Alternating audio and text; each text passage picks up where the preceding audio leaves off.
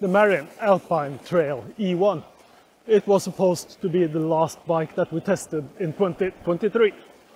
But COVID happened, and then cold and snow happened. So usually I don't test bikes in these kinds of conditions, but I'll make an exception. So this won't be a regular test, it's more like a winter ride trip. First look at the bike. It's quite an unusual bike. It's a very well priced bike. The retail price of this 160mm travel front, 150mm travel rear mullet bike, it's about 5,700 euros, 4,900 US dollars or 4,800 British pounds. But there are quite some deals to be had on this bike now. How about 3,300 UK pounds or 3,760 euros? I think that's a great price for this bike. You get the 630 watt-hours battery. You get a nice coil shock. It's the basic RockShox Select Deluxe coil version, but especially when riding in winter, I really enjoy that shock because the spring, it's not really affected by the cold weather, and today it's like minus 10 degrees Celsius.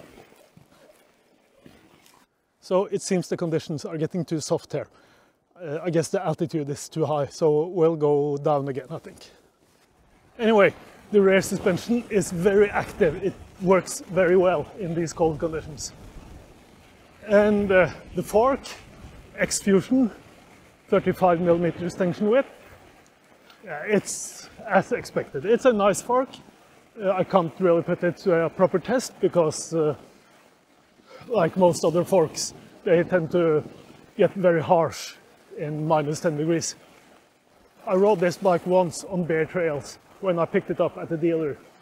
And initial impression, I would prefer this fork over something like the RockShox 35 Gold RL. Perhaps I would prefer it over the RockShox RE2. I'm not sure, but it definitely isn't a bad fork. The drivetrain, 11-speed Shimano, I guess it's M5100. I really like it.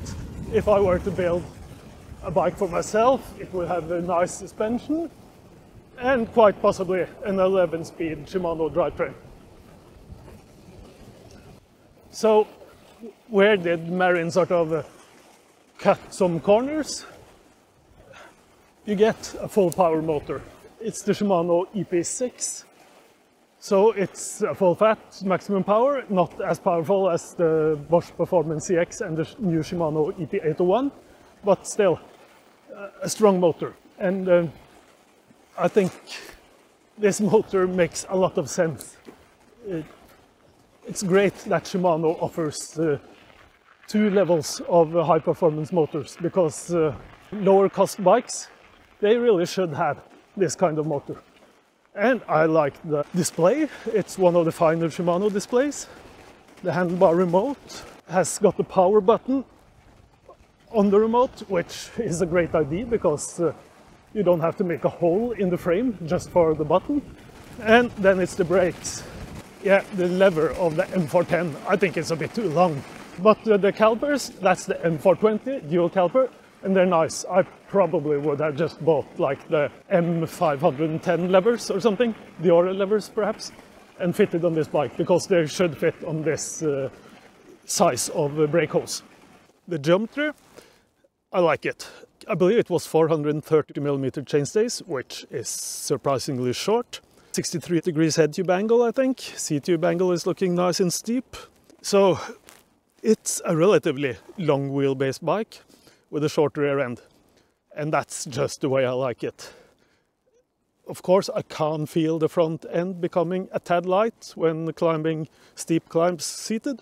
But maneuvering the bike, lifting the front end, it's so snappy, it's so playful, it's so quick to respond. And another advantage for winter riding with the short rear end, you get a lot of weight over the back wheel. On this particular bike, I've got a 3-inch wide studded tire at the back and a more narrow 2.6-inch tire at the front. So the wider tire at the back it will float better over the surface. It won't cut through as easily.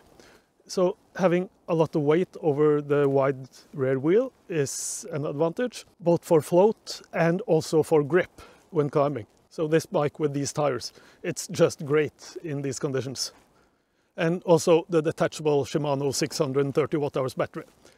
When riding in these conditions, I usually bring the bike outside like 15 minutes before I start riding to allow the bike to cool down. So when I plow straight into the snow won't melt on the bike and then freeze, and freeze on the brakes and freeze on the drivetrain. And then, of course, it's an advantage having the battery indoors to make sure the battery stays warm as long as possible.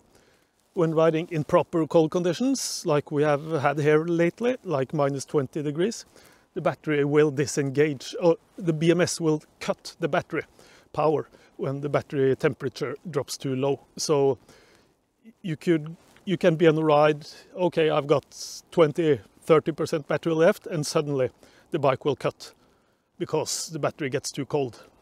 So yeah, that's why I prefer having the battery at room temperature before I start riding.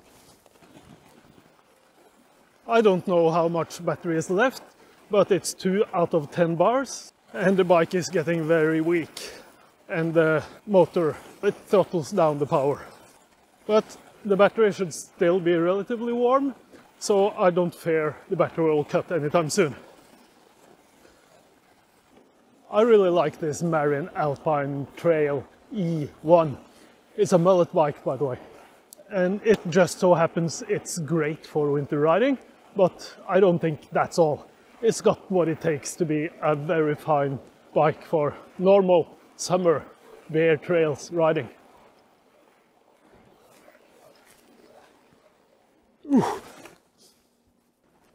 Yeah, we are in limp mode, so I didn't really get up this steep hill one-handed. As I was saying, this isn't just a great bike for winter riding. Even though I barely rode it on summer trails, I got an impression at least.